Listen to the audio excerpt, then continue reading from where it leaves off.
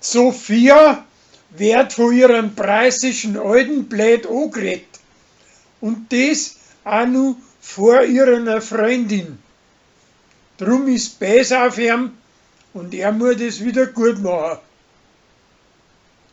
Der Hubert möchte seine alte tratzen und tut er so, wie wenn's bei ihm umgeht hat.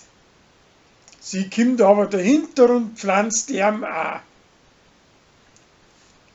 Für einen guten Zweck werden alte Fetzen verkauft und der Pfarrer nimmt ein paar von der Tina, weil er meint, dass sie die dafür spendieren möchte. Da täuscht er sich aber und drum muss sie nachher ihre eigenen Fetzen wieder zurückkaufen.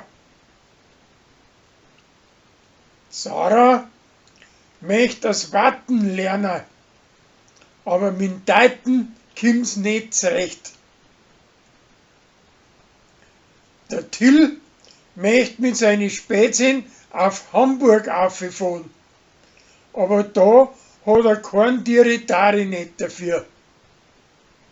Seine Schwester und der Michi leichern ihm nix, aber von seiner preisischen Gspusi kriegt er's.